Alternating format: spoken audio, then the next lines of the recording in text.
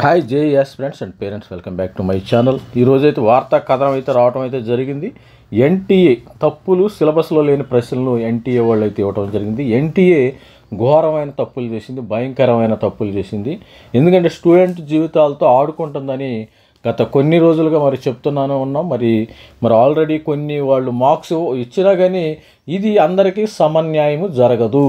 అది గుర్తుపెట్టుకొని, అందరికీ సమన్యాయం జరగదు. మరి 6 క్వశ్చన్స్ అయితే మనకు తెలిసినట్లయితే 6 క్వశ్చన్స్, టోటల్ 6 క్వశ్చన్స్కి వీళ్ళు మార్క్స్ ఇవ్వటం అయితే జరిగింది. దీనివల్ల ఏంటంటే, సపోజ్ ఒక షిఫ్ట్లో 2 క్వశ్చన్లు తప్పుపోతాయి, ఒక షిఫ్ట్లో ఒక క్వశ్చన్ తప్పుపోద్ది. మరి తప్పుపోయినప్పుడు వాళ్ళకి 4 మార్కులు ఇస్తారు. మరి వేరే షిఫ్ట్లో తప్పేం పోదు, వాళ్ళకి 4 మార్కులు రావు కదా. ఇక్కడ ఏంటంటే అందరికీ ఆ 4 మార్క్స్ యాడ్ అవుతాయి. ఒక షిఫ్ట్లో ఒకటే మిస్టేక్ జరిగితే ఆ షిఫ్ట్ రాసిన వాళ్ళందరికీ they will add the 4 marks. That is okay. మరి వాట్ అబౌట్ అదర్ షిఫ్ట్ వాళ్ళు పెద్దగా భారీగా లాస్ అవుతారు. దీనివల్ల స్టూడెంట్స్కి సమన్యాయము జరిగే పరిస్థితి లేదు. దీనికి సంబంధించిన కథనం అయితే రావటం జరిగింది.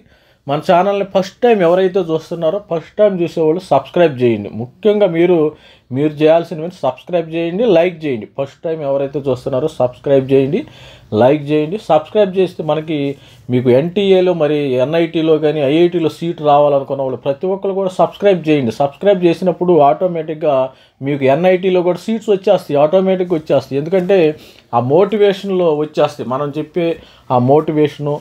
మరి మీకు ఎన్ఐటీ టాప్ 10 ఎన్ఐటీలో సీట్స్ వస్తాయి, ఐఐటీ అడ్వాన్స్ రాస్తే దానిలో కూడా సీట్స్ వస్తాయి. మన ఛానల్ని సబ్స్క్రైబ్ చేయండి. మరి ముఖ్యంగా వీళ్ళు వార్తా కథనంలో అయితే తప్పులు, సిలబస్లో లేని ప్రశ్నలు అయితే ఎన్టీఏ ఇవ్వటం అయితే జరిగిందంటున్నారు. జేఈ మెయిన్ నిర్వహణలో ఎన్టీఏ తీరుపై విమర్శలు అయితే వస్తుంది. ఎన్టీఏ అయితే ప్రతి సంవత్సరం వాళ్ళ యొక్క తీరునైతే మార్చుకోవటంలో, తాజా పరీక్షలో ఎన్నడూ లేని రీతిలో 12 ప్రశ్నలు తొలగింపాడు. సిలబస్లో లేని ప్రశ్నలు సైతం అడుగుతున్న వైనము, సాంకేతిక లోపము, మానవ తప్పిదం అంటున్న సంస్థ హోమనెర్రన్ అంటుంది.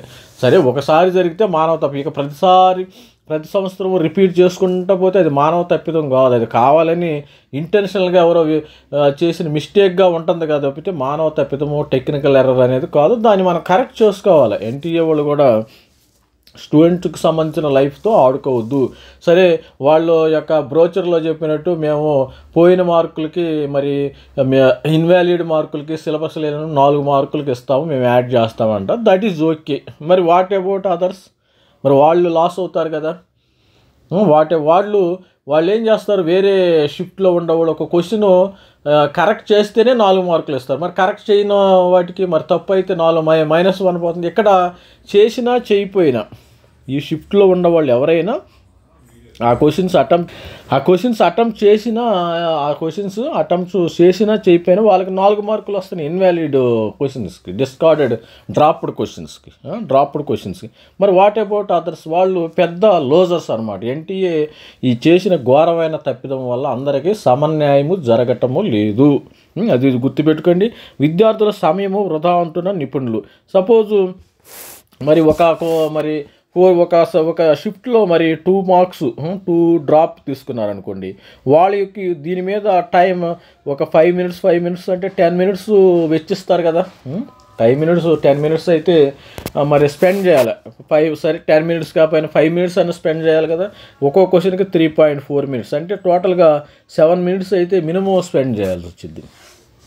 మరి చూసినట్టయితే జాతీయ స్థాయి ఇంజనీరింగ్ కాలేజీల ప్రవేశానికి నుంచి జేఈ మెయిన్ విషయంలో నేషనల్ టెస్టింగ్ ఏజెన్సీ తీరుపై తీవ్ర విమర్శలు ఎదురవుతున్నాయి. లోపాలతో కూడిన ప్రశ్నల సంఖ్య పెరగటము, అంటే డేటాబేస్లు అలా ఉంది. ఆ డేటాబేస్ను తగ్గించాలి కదా, చెత్త డేటాబేస్. తుది ఆన్సర్ కీని తొలగించడము, సిలబస్లో లేని ప్రశ్నలను అడగటం పరిపాటిగా మారినప్పుడు మనం ఏం చేయాలి, వాటిని కరెక్ట్ చేసుకోవాలి. ఫలితాలు విడుదలైన జేఈ మెయిన్ 2025 జనవరి సెషన్ సైతం విమర్శలు వ్యక్తమవుతున్న నేపథ్యంలో ఎన్టీఏ నిబంధనలతో అనుమానాలు వ్యక్తమవుతున్నాయి. ఎన్టీఏ వైఫల్యంతో విద్యార్థులు ఇబ్బందులు ఎదుర్కొంటున్నారని నిపుణులు చెబుతున్నారు.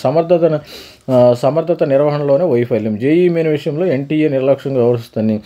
ఏడాది పలు షిఫ్టులు నిర్వహించే పరీక్షలు తొలగించిన ప్రశ్నల సంఖ్యని ఇందుకు నిదర్శనం. సబ్జెక్ట్ నిపుణులు చెబుతున్నారు ఈ ఏడాది మొత్తము 10 షిఫ్టుల్లో 12 క్వశ్చన్లు ఏకంగా తీసేశారండి. నాకు తెలిసి 6 క్వశ్చన్లే, మరి 12 క్వశ్చన్లు అయితే తీసేశారని చెప్తున్నారు, తొలగించారు. ఇందులో అత్యధికంగా ఫిజిక్స్ సబ్జెక్ట్ నుంచి 8 ప్రశ్నలు ఉంటే మ్యాథమెటిక్స్ సెమిస్టర్ నుంచి 2 చొప్పున 4 ప్రశ్నలు ఉన్నాయి.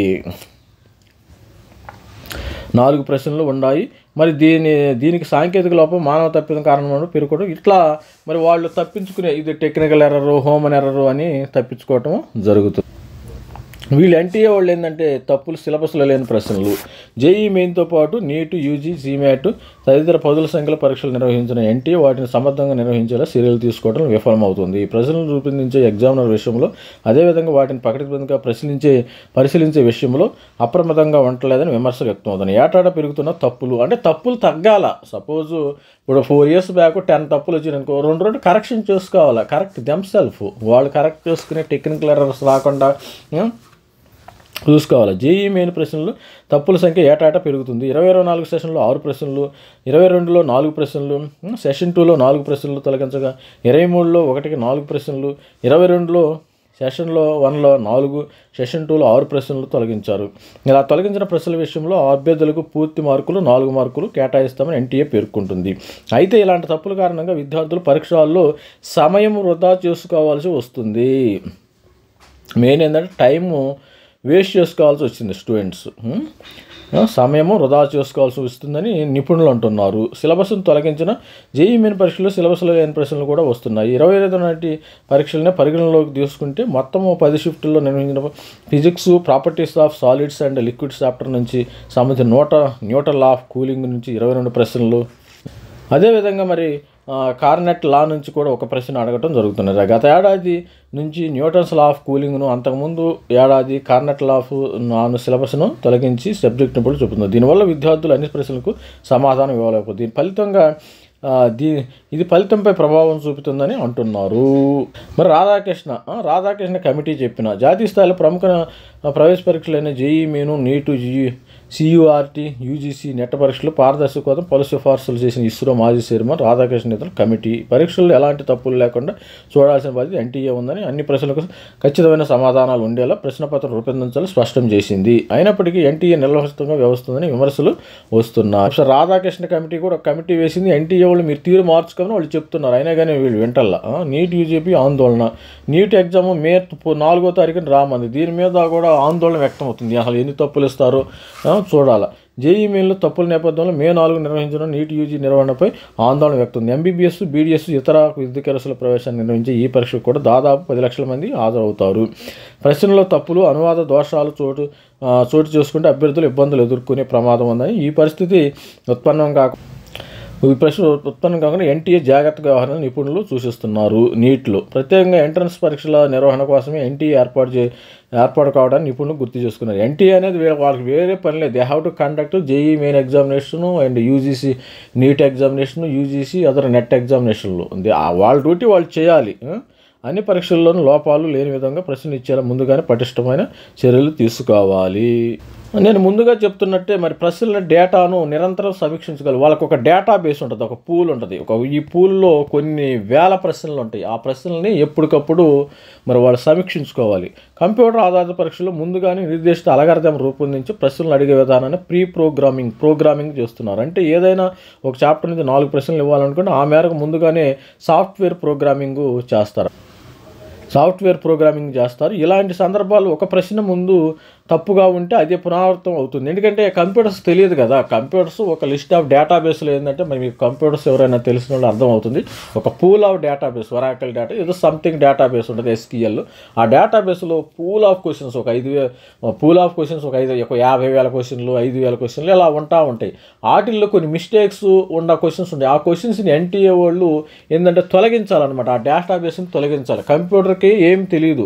ఫలానా క్వశ్చన్ ఒక చాప్టర్లో ఉన్నాయనుకో, ఫిజిక్స్లో ఏదో velocity motion, simple harmonic motion, oscillation నుంచి కొన్ని ప్రశ్నలు ఉన్నాయి అనుకో, ఆ ప్రశ్నల్లో నుంచి దానికి తెలియదు కదా, కంప్యూటర్కి పెద్ద నాలెడ్జ్ ఉండదు. ఈ క్వశ్చన్ తీసుకొస్తుంది, ఆ క్వశ్చన్ కరెక్టా కాదని దానికి ఏమాత్రం తెలియదు, నాలెడ్జ్ అక్కడ నిల్లు.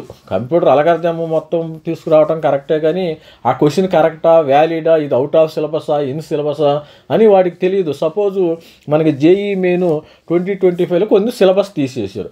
ఆ సిలబస్ తీసేసినప్పుడు వీళ్ళు ఏం చేయాలి, ఆ డేటాబేస్లో కూడా ఆ క్వశ్చన్స్ తీసేయాలి.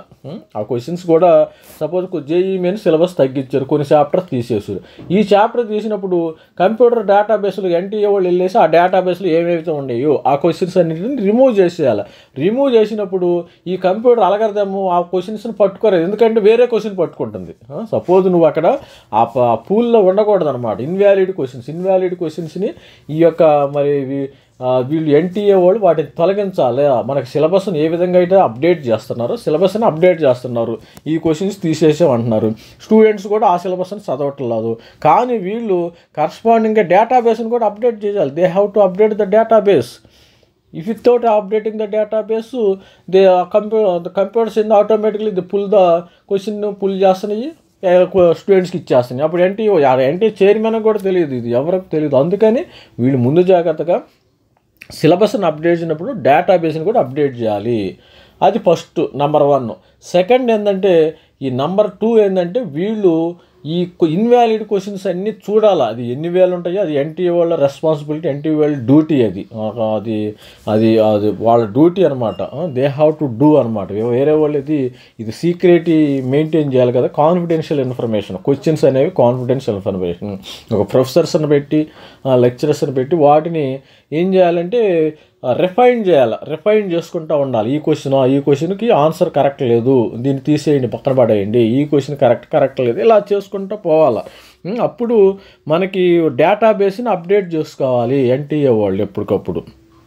ఎప్పటికప్పుడు క్వశ్చన్ డేటా బ్యాంకును సమీక్షించడం ద్వారా అది అప్డేట్ చేసుకోవాలి. ఎప్పటికప్పుడు నేను ఆల్రెడీ ఇదే చెప్పి నా మైండ్లో ఉన్నది, ఈ డేటా కూడా ఇక్కడే ఉంది. ఎప్పటికప్పుడు క్వశ్చన్ డేటా బ్యాంకును సమీక్షించడం ద్వారా సమస్యను పరీక్షించుకోవచ్చు. అంటే ప్రతి సంవత్సరం కూడా సిలబస్తో పాటు డేటాబేస్ను కూడా అప్డేట్ చేసుకోవాలి. పెన్ను పేపర్ విధానంలో స్పష్టంగా రాసే వీలున్న స్క్వేర్ రూట్స్, ఇతర సైంటిఫిక్ సింబల్స్ కంప్యూటర్లో ప్రతిబింబించవు. అంటే కంప్యూటర్లో డిస్ప్లే కావు, ప్రతిబింబించవు సింబల్స్. ఇది కూడా ప్రశ్నల్లో తప్పులకు కారణమవుతుంది. మొత్తంగా 12 ప్రశ్నలు తొలగించడం అనేది అసాధారణ పరిణామం అని ఈ ఒక జేఈ నిపుణులు, ఫిజిక్స్ సబ్జెక్ట్ ఎక్స్పర్ట్ అయితే చెప్తున్నారు. నేను ఆల్రెడీ చెప్పాను ఇంతకుముందు. మనకి జేఈ జనవరిలో చూడండి, మీరు జేఈ మెయిన్ జనవరి సెషన్లో తొలగించిన ప్రశ్నలు ఈ విధంగా ఉండే. మరి ఎన్ని క్వశ్చన్లు తొలగించారు? ఫిజిక్స్లో అయితే ఎన్ని క్వశ్చన్లు తొలగించారు? ఫిజిక్స్లో 1, 2, 3, 4, 5, 6, 7, 8 క్వశ్చన్లు తొలగించడం జరిగింది. మరి కెమిస్ట్రీ విషయానికి వస్తే మరి 1, 2 క్వశ్చన్లు తీసేసారు కెమిస్ట్రీలో. మరి మ్యాథమెటిక్స్లో 2 క్వశ్చన్లు తొలగించారు. 8, 2, 10, 12 క్వశ్చన్లు దాకా దాదాపు తొలగించడం. ఇది ఎన్టీఏ వాళ్ళు నెక్స్ట్ 2026 ఈ యొక్క జేఈ మెయిన్లో కూడా వీళ్ళు కొద్దిగా మరి అప్డేట్ అయితే మంచిదని మన ఛానల్ తరపున మరి సూచిస్తున్నాను. మీరు కూడా ఎవరైతే ఉంటే లైక్ చేయండి. లైక్ చేసినప్పుడు ఏంటంటే ఎన్టీఏ వాళ్ళ వరకు కూడా ఈ యొక్క న్యూస్ అప్డేట్ వెళ్ళి మనం సోషల్ మీడియా యుగంలో వెళ్ళి వాళ్ళు ఏమైనా చర్యలు ప్రారంభించడానికి అవకాశం ఉంటుంది. మీరు అప్డేట్ చేయాలి, మీరు లైక్ చేయాలి. ఎక్కువ మంది లైక్ చేసినప్పుడు ఏంటంటే ఈ వీడియోకి ప్రాధాన్యత ఎక్కువ అవుతుంది, ఇంపార్టెన్స్ ఎక్కువ అవుతుంది. అప్పుడు సపోజ్ లైక్ చేయలేదనుకో, ఎవరు పట్టించుకోవటం లేదు ఈ వీడియోని, మనం ఎందుకని ఎన్టీఏ కూడా పక్కన పడేసాను. ఎప్పుడు ఎవరైతే ఒక వీడియోని లైక్ చేస్తారో అంటే మీరు ఓటింగ్ వేసినట్టు, ప్రతి స్టూడెంట్స్ కూడా ఓటింగ్లో పాల్గొన్నట్టు అనమాట. సపోజ్ నా లైక్ చేసామనుకో, మీకు కూడా ఈ ప్రశ్నలు ఇష్టం లేదు మరి. కాబట్టి అప్పుడు ఎన్టీఏ వాళ్ళు కొన్ని లక్షల లైక్స్ వచ్చినాయి అనుకో, ఎన్టీఏ వాళ్ళు కూడా ఇమ్మీడియట్గా వాళ్ళు చర్యలు ప్రారంభించే అవకాశం ఉంది. స్టూడెంట్స్ మరి ఆల్ ది బెస్ట్, థ్యాంక్స్. మరి ఏప్రిల్ సెషన్ కూడా ప్రిపేర్ అవ్వండి. మరి అదేవిధంగా ఏప్రిల్ సెషన్ కాకుండా జేఈ అడ్వాన్స్ కూడా ప్రిపేర్ అవ్వండి. Thank you, bye.